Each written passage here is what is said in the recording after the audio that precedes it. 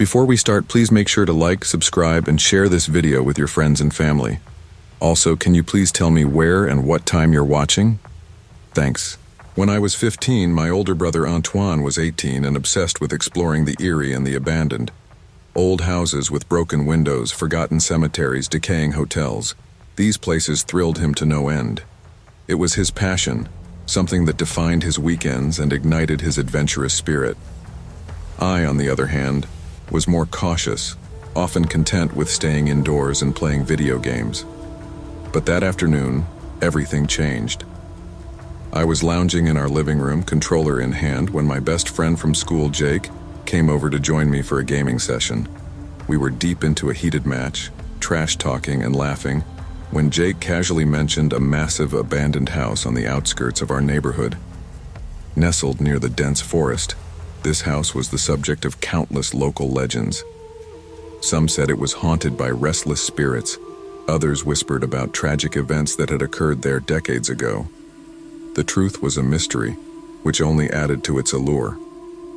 As Jake spoke, Antoine wandered into the room, drawn by the sound of our laughter. He grabbed a mid-afternoon snack from the kitchen and leaned against the doorway, listening intently. An abandoned house, huh? He mused, his eyes lighting up with excitement. Sounds like the perfect spot for an exploration. I glanced at him, a pang of anxiety creeping up my spine. Antoine had always been fearless, but I wasn't so sure about venturing into the unknown, especially not alone. Before I could protest, he turned to me with a determined look. "Come on, little bro. You're coming with me." I hesitated, feeling the weight of his expectation. I didn't want to let him down, and the idea of him exploring alone was even more unsettling. Reluctantly, I agreed, hoping it would be a quick and uneventful adventure. We borrowed Dad's old pickup truck, its engine coughing to life as we made our way to the edge of town. The drive was uneventful, but as we approached the abandoned house, an uneasy silence settled over us. Antoine parked the truck in a concealed spot behind a cluster of overgrown trees, effectively hiding it from any prying eyes. The house itself was obscured by thick foliage, its presence only hinted at by the silhouette against the twilight sky. We began our trek along a cracked concrete road leading to the house. The path was overgrown with weeds and wild bushes, nature reclaiming the space that once saw frequent use. The air was thick with the scent of damp earth and decaying vegetation. Every step we took seemed to echo our growing apprehension. After about 5 minutes of walking, I glanced over my shoulder and caught sight of a woman walking behind us. She was unnaturally calm, her hands folded neatly behind her back, her gait steady and unhurried. Her presence sent a chill down my spine. "Do you know her?" I whispered to Antoine, trying to keep my voice steady. He shook his head, his eyes never leaving the path ahead. "No idea, just stay calm. If we start freaking out and run, it'll look suspicious." I nodded, but my heart was pounding. The woman kept walking behind us, maintaining her pace, as if she was following us on purpose. Her face was pale, almost luminescent in the fading light, and her smile was both kind and unsettlingly hollow. "Beautiful day, isn't it?" she said suddenly, her voice soft yet piercing through the quiet evening. Antoine and I exchanged a quick glance before responding in unison, our voices barely above a whisper. "Yes." Her smile widened, and she continued walking, slowly inching closer. Each time I looked back, she seemed nearer, her presence becoming more oppressive. Her eyes met mine, and for a fleeting moment I felt an inexplicable connection, like she was peering into my very soul. "I have to go to bed now," she announced, her tone as calm as ever. Antoine and I stood frozen, confusion etched on our faces. "To bed? Here?" Antoine echoed, his voice tinged with uncertainty. Without another word, we picked up our pace, our footsteps quickening as we tried to distance ourselves from the eerie figure. Antoine turned to the woman one last time, forcing a polite smile. "Have a nice day, ma'am." As we hurried away, the woman veered off the path and disappeared into the dense woods without a trace. A heavy silence settled over us, broken only by our ragged breaths and the distant sounds of nocturnal creatures awakening. After what felt like an eternity of walking, the dilapidated house finally came into view. It stood there, a hulking relic of forgotten times, its windows shattered and covered in grime. Ivy vines clung to the walls, and the once grand facade was now a testament to years of neglect. The sight of it sent a shiver down my spine, but Antoine's excitement was palpable. We found an accessible window on the side of the house, its glass broken and jagged edges threatening to cut us. With careful precision, we climbed through, scraping our hands against the sharp glass. Inside the house was a time capsule frozen in decay. Dust-covered furniture remained in place, and torn curtains fluttered gently in the draft. The air was thick with the musty scent of mildew and rot. The living room was eerily intact, as if the occupants had just stepped out for a moment and never returned. We moved cautiously, our flashlights casting long shadows on the walls adorned with faded wallpaper and broken frames. Every creak and groan of the old house amplified our unease. In the kitchen, the refrigerator stood ajar, its contents long since spoiled and fossilized. The stench was unbearable, making us gag, but we pressed on, determined to explore further. It was clear that whatever had caused the abandonment of this house had happened abruptly. No belongings were moved, no valuables taken. It was as if time itself had stopped within these walls. We ascended the creaky staircase to the second floor, our flashlights revealing more rooms frozen in time. Old clothes hung from dressers, and personal items lay scattered across the floors. The second floor was silent, save for the distant dripping of water somewhere in the house. At the end of the hallway stood a door slightly ajar, leading to what looked like a bedroom. Antoine, ever the brave one, pushed it open, revealing a spacious room with a large double bed and an antique chest of drawers. The bed was unmade, the sheets tangled and stained. On the dresser, old photographs and trinkets lay undisturbed, their presence adding to the house's haunting atmosphere. As we examined the room, a sudden noise echoed from upstairs, a loud thump that reverberated through the house. We froze, our hearts racing, eyes darting around in the darkness. It sounded like something had fallen, or worse, someone had moved. The sound was too deliberate, too heavy to be just the house settling. Antoine tried to steady his nerves. "It's probably just the house," he whispered, though his voice betrayed his own fear. We decided to investigate, heading towards the staircase once more. As we reached the top, the only remaining area was a small hallway leading to another set of closed doors. One door at the far end was wide open, revealing a dimly lit room. A sense of foreboding washed over us as we approached, the air growing colder with each step. Inside, the room was dark, illuminated only by the faint light filtering through a grimy window. As our eyes adjusted, we saw the silhouette of a woman standing near the bed, the same woman from earlier. Her smile was unchanged, her hands still folded behind her back, and her eyes seemed to pierce right through us. "Do you want to see what's behind my back?" she asked, her voice calm and inviting, yet chillingly detached. Antoine's face went pale, his bravado crumbling in an instant. "Go to hell," he spat, his voice breaking with fear. Without waiting for a response, he grabbed my arm, pulling me out of the room. We sprinted down the stairs, our footsteps echoing through the empty house, hearts pounding in our chests. The front door was just ahead, and we pushed it open, bursting into the cool night air. We didn't stop running until we were back in the truck, panting and trembling. Antoine jumped in the driver's seat and floored the accelerator, the engine roaring as we sped away from the nightmare we had just escaped. My legs felt like lead, and nausea twisted in my stomach from the sheer terror. As we drove, we couldn't stop talking, trying to make sense of what had happened. Was the woman a ghost, a lingering spirit of someone who had met a tragic end here? Or was she something else entirely, a manifestation of the house's dark history? The big question lingered in my mind. What was truly behind her back? Antoine and I exchanged uneasy glances, the weight of the night's events pressing down on us. We would probably never uncover the truth about that woman or the secrets the house held. All we knew was that some places are best left unexplored, and some mysteries are meant to remain unsolved.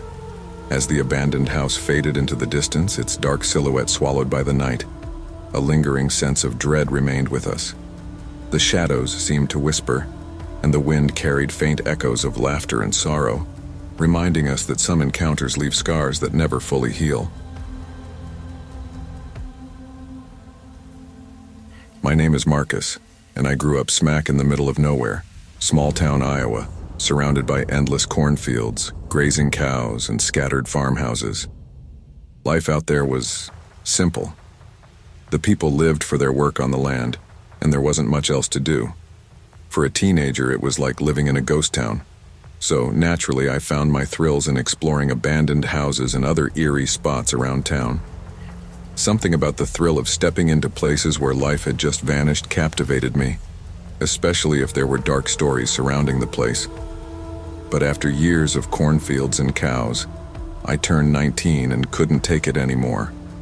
I packed my bags, said goodbye to the fields, and moved to the city to live with my aunts. It didn't take long before I got a job at a local shop, and as soon as I got close to my co-workers, I started asking them about spooky places around town. If there was a haunted building or creepy legend, I wanted to know about it. One story kept coming up, a tale from the 1980s about a woman who caught her husband cheating. They said that one night, she snapped and shot him in his sleep, then hung herself from a tree in the backyard. Rumor had it that the crime scene was barely touched afterward. The cops removed the bodies, sure, but left the bloodstains on the walls and floors, the fragments of their lives frozen in time. By now, the house had been abandoned for decades. This wasn't just an old ghost story, it was close by, just minutes from where I worked. My curiosity was through the roof, but I wasn't crazy enough to go in alone. So, I texted my 3 best friends from back home, the same guys I used to explore creepy places with. They were hooked on the story too, and we made plans to check it out that Friday night. The house was everything you'd expect from an urban legend. It was a small white farmhouse hidden by overgrown weeds and barely visible from the road. We huddled in the shadows, feeling like we were already trespassing just by looking at it. The windows were grimy and broken, and the paint was so faded that the house seemed almost gray in the moonlight. After some searching, my friend Jeremy found a window that was unlocked. The window was small, but Jeremy, being the skinniest of us, managed to wiggle through and open the back door for us. As soon as I stepped inside, I felt the hair on my arms rise. It was like the house was holding its breath. The living room was frozen in time. Dishes sat untouched in the sink, and old food boxes lined the cabinets covered in dust. The wallpaper had once been white, but now it was a sickly yellowish brown, stained with smoke and something else. Dark streaks crawled along the walls, and I had no intention of getting close enough to figure out what they were. Everything had an eerie, decayed look to it, as if life had suddenly just stopped. Jeremy and Adam decided to check out the upstairs bedrooms, while David and I headed to the basement. We had to search for the stairs in the dark, and when we finally found them, they creaked so loudly, I was sure the whole house could hear us. The basement was like a cave, with dangling light bulbs that hadn't been used in years. The space was divided in two, a main area and a storage room. And it was in that storage room that things took a turn for the disturbing. There, painted in faded red on the floor, was a massive pentagram. Old shelves lined the walls filled with what looked like jars of preserved animal parts and murky liquids. Half-melted candles stood at each point of the pentagram, and what I could only assume were upside-down crosses dangled from the ceiling. The air was thick with mildew, and the smell made my stomach twist. David and I exchanged a look. We were both freaked out, but I couldn't shake the feeling that something, or someone, had used this place for more than just storage. I didn't know much about witchcraft or satanic rituals back then, but even I could tell that we weren't supposed to be there. Suddenly, the sound of shattering glass came from upstairs, followed by a loud thud.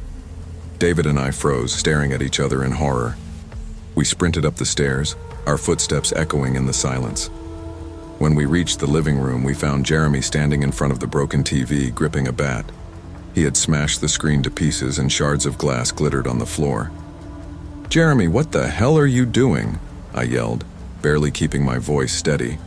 But Jeremy just stood there, his face pale, staring at the dark window behind me. His mouth was open, but no sound came out. I glanced back, expecting him to be messing with us. But there was something in his expression that made my blood run cold. I turned slowly toward the window and saw what had him paralyzed. Just outside, a woman in a long, gray nightgown stood, staring back at us through the glass. Her face was shadowed, but I could see her eyes locked onto us, glinting in the moonlight. In her hand, she held a brick, lifting it above her head as if ready to hurl it through the glass. We all ducked instinctively, bracing ourselves for the impact. A loud smash filled the room. The glass shattered, but nothing hit us. I looked up, and through the hole where the window had been, the woman was gone. Then we noticed something strange. All the shattered glass was on the outside. It was as if the window had been broken from the inside. Jeremy dropped the bat, his eyes wild. "We're getting out of here," he whispered, and that was all the convincing we needed. We bolted for the door, shoving each other in our panic until we finally burst into the open air. When we got to the car, no one said a word. I didn't look back at the house. I didn't want to see her again, standing in that window watching us. We sped back to my place, not caring if anyone noticed us tearing through town. Later, when we calmed down, I asked Jeremy why he'd smashed the TV. His answer chilled me to the bone. Every time I passed it, I saw her reflection behind me, standing in the room. Years passed, and the house was eventually torn down. Now it's just a patch of land, a silent field blending into the rest. But I'll never forget that night or that chilling look on her face, like she was waiting for us to return. I was on a cross-country drive, heading to a work assignment for the cable company I've been with for over a decade. It was supposed to be a pretty straightforward trip to Maine, but I'd planned to use it as a chance to see friends and family scattered along the East Coast. 4 days in, I found myself in Pennsylvania, grinding through the back roads and endless stretches of isolated one-lane highways. It was getting late, and the weather turned on me fast. The sky opened up, rain started pouring, and I realized I was almost out of gas. I pushed on, squinting through the sheets of rain, praying a gas station would appear before I ran out entirely. For what felt like an eternity, I saw nothing but road and the shadowy outlines of trees blurring past. Just as my gas gauge was hitting rock bottom, a sign glowed through the fog, barely visible. A gas station, finally. I let out a sigh of relief and kept driving, squinting at the flickering neon open sign in the distance, which felt like a lifeline. As I pulled into the station, something felt off right away. It was a tiny, run-down building with just 2 pumps and a faint light flickering from somewhere inside. The place looked like it had been dragged out of another era and forgotten. Dusty, crumbling, barely visible through the rain. I stepped out of my car, pulling up the collar of my jacket against the downpour. But as soon as I tried to swipe my card at the pump, nothing happened. The screen was blank, covered in a layer of grime. I tried the second pump, only to get the same dead response. I glanced toward the building, hoping someone might be inside who could help. Through the rain, I could make out a faint light inside the station. Figuring it was worth a shot, I jogged over to the entrance, water soaking through my shoes as I went. The door was old, creaking loudly as I opened it, and I stepped inside. I froze the moment I crossed the threshold. The place was a ghost of a gas station. Shelves lay toppled over, covered in dust, empty and abandoned. The air was thick, stale, and the only sound was the hum of that dim light in the back. I could see now that it wasn't a ceiling light. It was more like a portable lantern or flashlight, casting shadows that seemed to dance across the walls. My gut twisted with unease. Whoever had left that light wasn't running a business here. That much was clear. I barely stayed a minute before stepping back out into the rain, feeling a surge of dread that I couldn't shake off. As I turned to head back to my car, I noticed 2 figures standing by it, their silhouettes half hidden in the rain. 2 men, drenched from head to toe, were peering inside my car windows, looking around like they had every right to be there. My heart jumped, and without thinking, I called out, "Hey, what are you doing?" Both men slowly looked up at me but said nothing. They weren't just soaked. They looked disheveled, almost sickly, with gaunt faces and hollow eyes. I took a step forward, unsure of what to do. That's when I noticed their gaze drift past me, back toward the station. I turned, following their line of sight, and saw a third man step out of the gas station. He looked worse than the others, with stringy, wet black hair plastered to his face and a stare that made my skin crawl. I barely had time to process what was happening before he started sprinting toward me. My instincts kicked in. I bolted for my car, flinging myself into the driver's seat and slamming the door. I fumbled with the keys as the man reached the car, his face twisted with some unreadable emotion. He yanked on the door handle, rattling it so hard I thought it would snap. His other hand held something. A knife, I realized in horror as he raised it, dragging it across the window with a sound that sent chills through my bones.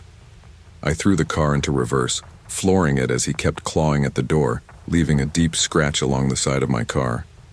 Finally, the tires caught, and I sped backward, tearing out of that station as fast as I could.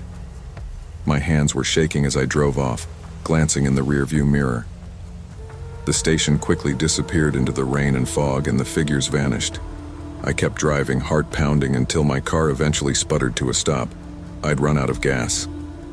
Thankfully, I had a bit of cell service, and after a few tries, I managed to get a hold of roadside assistance. As I waited, the adrenaline slowly drained from my system, and I started to feel the weight of what had just happened. I stepped out to inspect the damage and noticed a long, deep scratch down the side of the door, the mark where that man had tried to pry his way in. Later, when the police arrived, they were as baffled as I was. According to them, the gas station had been abandoned for over a decade. They'd never had reports of anyone lurking there before, let alone an attack like this. But I couldn't shake the memory of those 3 soaked figures, standing out there in the rain like they'd been waiting for someone to wander in. To this day, I wonder who or what they were and what would have happened if they'd managed to get me out of the car. Since I was a kid, I've been fascinated with abandoned places. There's something almost magical about stepping into an old building, a place that used to be filled with people, laughter, maybe even sorrow. Walking through it feels like stepping back in time. I imagine the walls somehow holding the memories, the echoes of lives lived there, stories of people long gone. My best friend Adam shares this fascination, and for months now, we'd been planning a trip to explore an old, crumbling school on the edge of town. It's been empty for years, a massive structure with boarded-up windows and rusting doors. The thought of finally exploring it thrilled us, but every time we set a date, something came up to delay it. Finally, this past Thursday, we committed to it. We geared up, each with a flashlight and our determination, and made our way to the school just as night started to fall. This place wasn't just any abandoned building.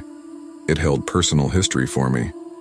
My dad once told me my grandparents had met there as teenagers. Somehow, knowing that added an extra layer of excitement to the whole thing. Getting inside turned out to be the first real challenge. The place seemed determined to keep us out, with every door bolted shut and every possible entrance sealed off. But eventually, we managed to climb up a rain gutter and onto a creaky fire escape that led to a half-broken window on the roof. It was a messy process, but after some tricky maneuvering, we finally made it in. Inside, the place felt frozen in time. Dust covered everything, thick and untouched. Faded posters still clung to the walls, though they were barely readable now. Rusted lockers stood open, the contents long emptied, and our flashlights barely penetrated the darkness, casting eerie shadows that danced on the walls. We moved through the building, checking out classrooms, the principal's office, and the long, echoing hallways.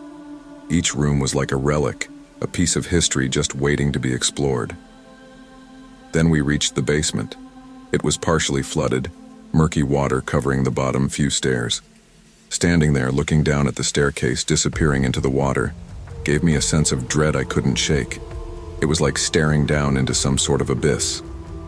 We decided not to risk it. The last thing we wanted was to slip on those algae-covered steps and fall into that foul-smelling water. So we moved on, heading back upstairs. Next, we found ourselves in the gymnasium. I could imagine what it must have been like in its prime. Kids cheering, coaches shouting. Now it was nothing but dust and silence. The benches were layered with grime, cobwebs hung like ghostly decorations in every corner, and the basketball hoops were barely holding on, one of them even lying on the floor as if someone had ripped it down in frustration. The air was thick with the scent of mold and decay, and each step we took echoed, as if the floor could give way beneath us at any moment. The silence was so complete, so heavy, that I could almost feel it pressing down on us. Just as we were about to leave the gym, we both stopped dead in our tracks. There was a sound, a faint, unmistakable sound of footsteps echoing through the building. They were slow, deliberate, and paced, like someone was walking with purpose. Then they stopped, as if listening. A chill ran down my spine. I looked at Adam, and he looked back, eyes wide. My heart started pounding. The weirdest part was that it sounded like only one set of footsteps. Somehow that made it scarier. If it had been a group, maybe we could assume it was other kids exploring like us. But a single person, walking alone in this desolate, broken-down building in the dead of night? It didn't make sense. The footsteps started up again, louder this time, heading in the direction of our only way out. We both froze, barely daring to breathe. The steps were getting closer and they didn't sound hurried or nervous. Whoever it was seemed almost calm, like they knew we were here and had all the time in the world to find us. After what felt like an eternity, the footsteps stopped. Adam and I exchanged a glance, silently agreeing on what to do. We tiptoed out of the gym, our sneakers squeaking softly on the dusty floor. The hallway was empty, but I half expected a shadow to move across the beam of my flashlight. We hurried toward the stairs that would lead us back up to the roof, hoping our exit was still clear. Just as we reached the stairwell, we heard it. A sudden, frantic burst of footsteps, this time running fast, coming straight toward us. My heart leapt into my throat. I whipped my flashlight around, but all I could see was the dim light filtering through the cracks in the boarded-up windows. I couldn't see anyone, just the terrifying sound of footsteps echoing closer and closer, filling the empty hallway like a racing heartbeat. "Go, go, go," I whispered harshly to Adam, who was lagging behind. My voice was barely steady, panic creeping into every syllable. We bolted up the stairs, barely touching the steps as we climbed. I could feel the footsteps closing in behind us, the echo growing louder with every step. By the time we reached the 4th floor, the footsteps had stopped again. We paused, gasping for breath, listening intently. Nothing. Just the silence, thick and heavy as ever. My hands shook as I grabbed the window frame and we climbed out onto the roof. The climb back down the pipe felt twice as long, my hands slipping on the damp metal as we scrambled down to the ground. Once our feet hit the ground, we didn't stop. We ran, not daring to look back, until we were well away from the school. Only then did we turn around to look. The building loomed in the shadows, silent and foreboding. There was no sign of anyone, no movement, no lights, nothing. The walk home was silent. We didn't talk about it, but I could tell Adam was as shaken as I was. My mind kept replaying the sound of those footsteps, the steady rhythm, the way they seemed to follow us, hunting us. I tried to tell myself it was just some other kid messing with us, or maybe our imaginations getting the best of us. But deep down I knew there was something else there, something that didn't want us in that building. Since that night, I've passed by the old school a few times, but I can't bring myself to look at it directly. I keep my head down and quicken my pace, feeling a strange prickling on the back of my neck, like eyes watching me from those boarded-up windows. Whatever we encountered in that building, it made its message clear. We were not welcome and it wanted us gone. And it got what it wanted. We never went back.